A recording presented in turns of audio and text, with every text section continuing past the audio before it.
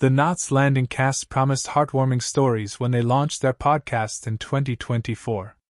Instead, one actress dropped a bomb. She admitted she felt threatened by her co-star's beauty from day one. Then came the confession about a dust-up so bad that two actors walked off set together. 40 years of pretending to be friends was finally over. The January 2025 reunion got even worse, and after 40 years of silence, they're finally ready to expose each other. The story of Knots Landing didn't begin with applause, it started with rejection. In 1977, David Jacobs had a dream. He wanted to write a show that focused on ordinary people, on families, relationships, and the struggles of middle-class life.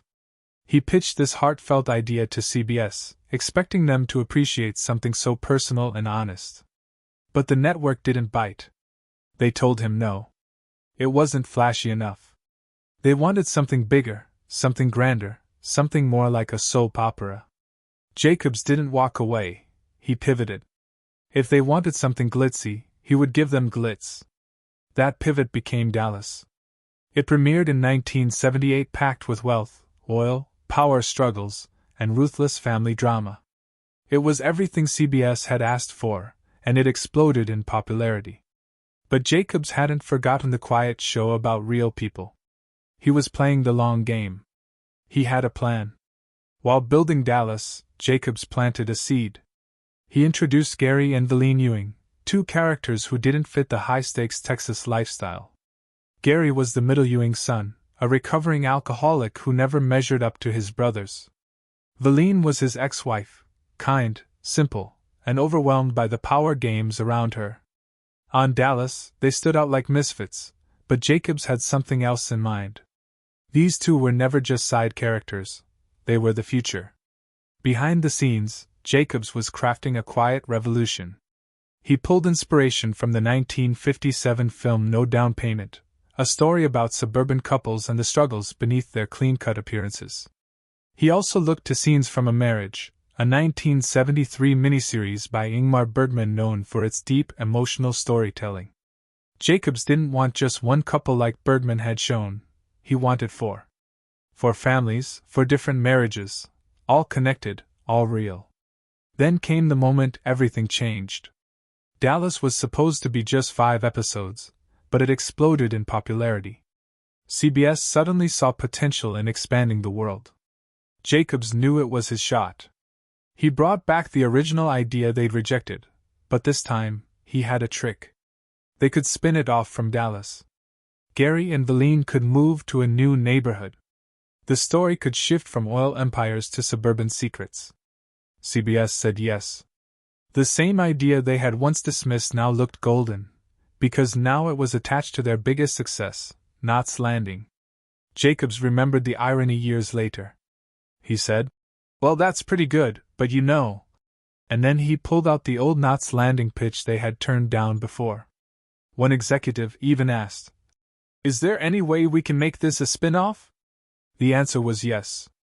And just like that, Knots Landing was born, not from instant success, but from patience, persistence, and a bit of genius timing. When the creators of Knots Landing began casting, they weren't looking for glamorous stars. They needed people who looked and felt like everyday Americans, people dealing with ordinary problems in extraordinary ways. This wasn't Dallas with its oil barons and luxury ranches. This was supposed to be a street full of middle-class families. Barbara Miller led the casting team and made it clear from the beginning, realism mattered more than glitz. Ted Shackelford ended up playing Gary Ewing, but he wasn't the original Gary. That role was first played by David Aykroyd on Dallas. When it came time to spin off Knots Landing, Aykroyd wasn't available. He had other projects lined up, so Shackelford stepped in. But his casting didn't go smoothly. Behind the scenes, Joan Van Ark, who played Valene, had just worked with Shackelford on Wonder Woman. She didn't want to do it again. On a podcast years later, she confessed, "Oh my God, no, we're way too much alike. It wouldn't be a good match." She told that directly to the show's creator David Jacobs, but Jacobs cast him anyway. Van Ark only found out at the first table read, Shackelford was sitting right across from her. At first, she was annoyed. But later, she admitted that the natural chemistry between them turned into one of the strongest parts of the show. The rest of the original cast was chosen just as carefully. Michelle Lee was cast as Karen Fairgate. She was the voice of reason, the emotional center of the neighborhood. Don Murray played her husband Sid, a decent man who ran a local car dealership. Then there was John Pleshette as Richard Avery, a lawyer with a drinking problem, and Constance McCashin as his wife Laura, trying to hold their marriage together. To show the younger side of suburban life, they cast James Houghton and Kim Langford as Kenny and Ginger Ward. They were newlyweds, young, in love, and still figuring things out. This mix of characters was no accident. The creators wanted every kind of suburban couple, from the idealists to the ones on the edge, to be represented. Whether it was long-time marriages or fresh starts, it was all supposed to feel familiar and real. Still, something was missing. In Season 2, that something arrived. Donna Mills joined the cast as Abby Cunningham, and everything changed. She played Sid Fairgate's sister, a recently divorced woman with 2 kids. She moved into the cul-de-sac, and from the moment she stepped on screen, the tone of the show shifted. Abby wasn't sweet or selfless. She was calculating.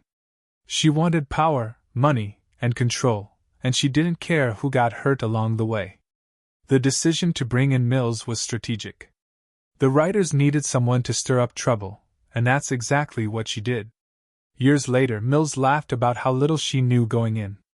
"When I got the show, I had never seen it, and I thought it was a show about a houseboat with Andy Griffith." But Abby quickly became one of the most iconic characters. While others tried to fix their families, Abby tore them apart, if it meant getting what she wanted. That's what made the casting of Knots Landing so brilliant. Each actor brought something different to the table. Some brought warmth. Some brought conflict, some brought chaos. But together, they turned a quiet suburban street into one of the most explosive dramas on television. Knots Landing made its quiet debut on December 27, 1979. It came with low expectations and barely any buzz. The timing didn't help. Airing during the holiday season meant many people weren't even watching TV. The first season had only 13 episodes, and the ratings were nothing to brag about. It averaged a 7.4 Nielsen rating, which made it seem like just another show that might quietly disappear. But critics saw something special.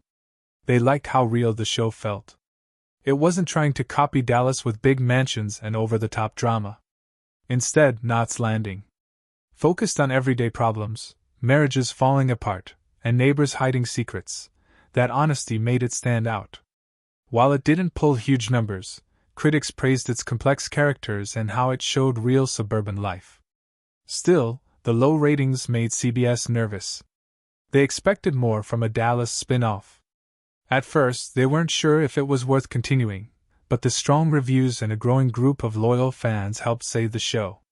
CBS decided to give it one more shot. That second season changed everything. Donna Mills joined the cast as Abby Cunningham, and things took off. Ratings climbed to 8.1. Mills wasn't just a new character, she completely changed the tone. Abby was glamorous, smart, and ruthless. She wasn't afraid to seduce, scheme, or manipulate to get what she wanted. Suddenly the drama felt sharper, edgier, more addictive. Abby's arrival sparked a chain of powerful storylines people couldn't look away from.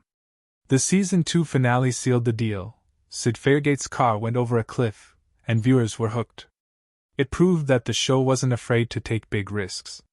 Seasons 3 through 7 were the golden years. Ratings kept rising, and by Season 6 during 1984 to 1985, the show hit a 10.3 rating, its highest ever. Knots Landing had finally found its rhythm. The writers nailed the balance between real-life struggles and soap-style twists. There were murders, business battles, hidden affairs, and long-held family secrets, but it all still felt grounded. What really worked were the cliffhangers. Each season ended with a bombshell that made fans desperate to know what came next. The suspense was addictive. People tuned in religiously every week. During this peak, Knots Landing wasn't just surviving. It was dominating its slot and ranking among the top dramas on TV. Over its full 14-year run, The show averaged a 17.2 rating and held 29% of the viewing audience. It didn't quite reach Dallas numbers, but it didn't need to.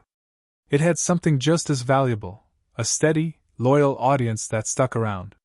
That made the show a reliable hit for CBS and a favorite among advertisers. But the competition kept growing. By the late 80s, new shows like LA Law and Primetime Live started pulling viewers away. People had more options, and the TV landscape was changing fast. That shift could have crushed a lesser show. Yet Knots Landing held firm. Even with cast changes and new plot directions, the core audience stayed loyal. Viewers trusted the show to keep delivering. That loyalty became its superpower.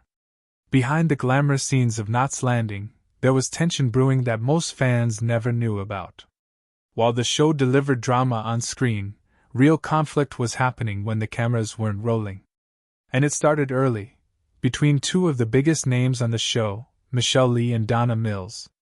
The two actresses now openly talk about it on their podcast We're Not Done Yet, but back then it was anything but friendly. During Mills's first few months on the show, the tension was so thick it nearly exploded during a scene they were filming with co-star Ted Shackelford. The problem? Michelle Lee admits she had a director's brain and often tried to take control, giving unwanted direction to her fellow actors. But Donna Mills wasn't having it. She refused to be pushed around. During that heated moment, Mills and Shackelford looked at Lee, then silently walked off the set. Lee was stunned. All of a sudden I had no idea what I did wrong. Of course I never do. But you and Ted gave me a look and you walked off the set, she remembered. I thought, holy s, what just happened? Donna didn't sugarcoat her response. Don't push me around, she told Lee later. If you want something, tell me. But don't push me around. You can't do that to me. That confrontation wasn't just about ego or control. It came from a much deeper place. Michelle Lee later confessed that she felt threatened by Donna's beauty and presence. She admitted that those feelings went all the way back to childhood. I was one of the tallest girls in school, she said. I felt like an outsider. So here comes Donna Mills, it turned into this feeling I had, which is, she's the popular one. She's going to be the popular one. And I don't know how I'm going to get through this. Instead of letting that moment ruin their working relationship, Lee chose to be honest. She picked up the phone and talked to Mills directly, telling her how she really felt. And surprisingly, that honesty brought them closer. As the show moved into the 1990s, the problems behind the scenes started piling up. Things weren't just bumpy, they were chaotic. Season 13 in particular became a full-blown disaster. Creator David Jacobs didn't hold back when he later called it an airplane crash. He added, "It's never just one thing that causes it, everything seemed to be falling apart at once." The situation got so bad that Jacobs made a decision that was almost unheard of in television. He shut the entire production down. 3 writer-producers were fired on the spot. Storylines were thrown out and completely rewritten. It was a massive shakeup, showing just how desperate the team had become to save the show. At the same time, getting the cast together became harder than ever. By the final seasons, many of the actors had deals that allowed them to appear in just a few episodes each year. This made the show feel fragmented. Kevin Dobson and William Devane, who had become fan favorites, would sometimes vanish for several episodes in a row. Their absence made the cracks even more noticeable. Then came the drama surrounding Joan Van Arkansas. She had been there since the beginning, a cornerstone of the series. But in 1990, she announced she was leaving. She said it was about her growth as an artist. In her own words, "Security is in the shape of a kidney-shaped pool in Los Angeles where you sit waiting for your residual checks. An artist should not be comfortable." It was clear she was chasing something deeper than stability. But things took a strange turn. After all the build-up to her exit, Van Ark changed her mind. She decided to stay on for 2 more seasons. This threw everything into confusion. Producers had already mapped out her departure, and now they had to undo those plans. Fans were just as confused. When she finally did leave in 1992, it felt like something vital had been taken away. The show had lost one of its emotional anchors. By this point, egos were clashing everywhere. It wasn't just creative tension, it was personal.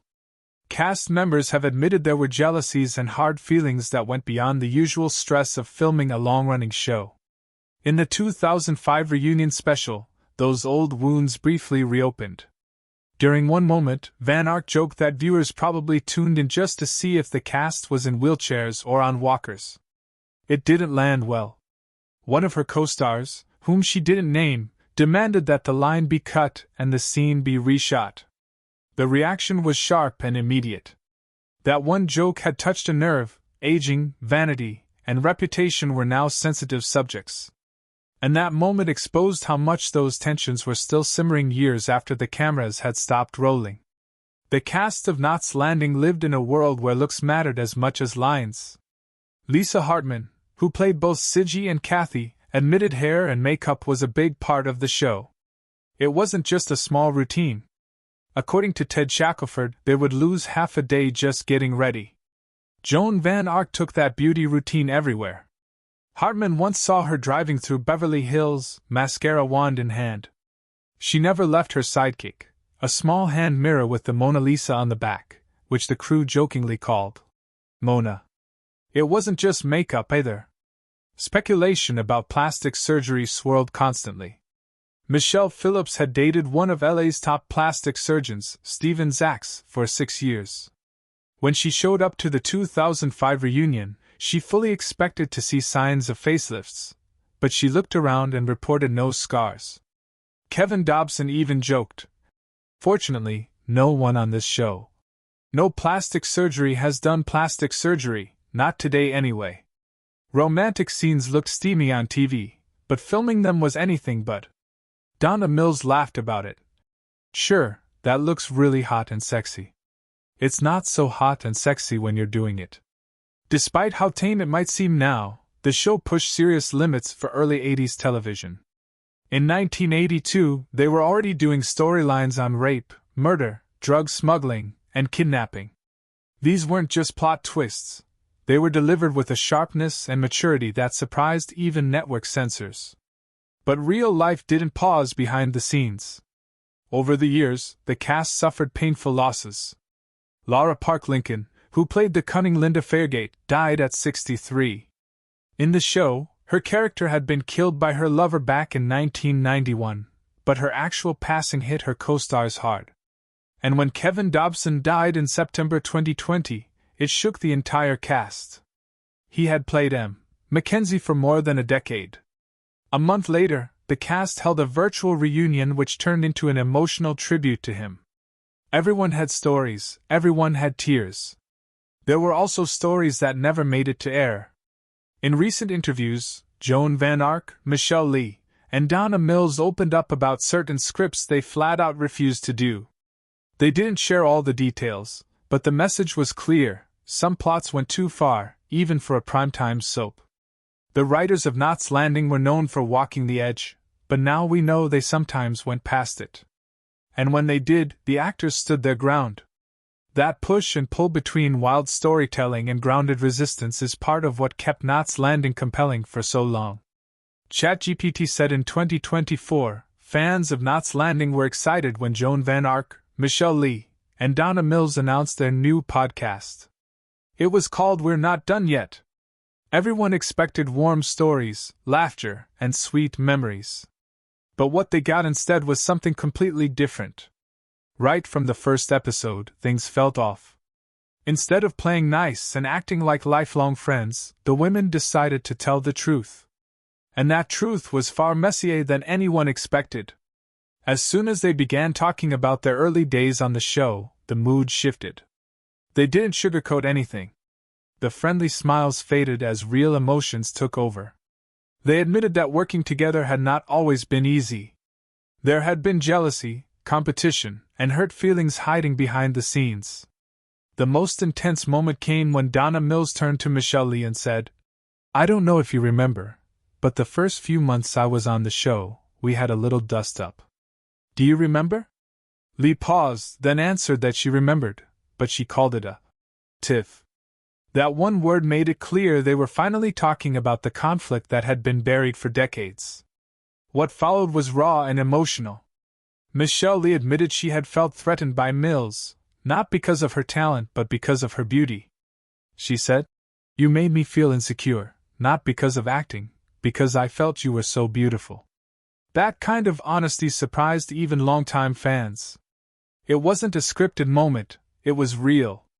You could hear it in her voice. And then came a name fans hadn't expected to be part of the drama: Ted Shackelford. He wasn't just a co-star, he had been right in the middle of the original tension. During one early conflict, Michelle Lee had taken things too far while directing. Donna Mills didn't appreciate it, and Ted Shackelford backed her up. They both walked off the set together. That moment revealed just how serious the tension had been. Shackelford taking sides made the division feel even deeper. But that wasn't the only surprise involving Shackelford.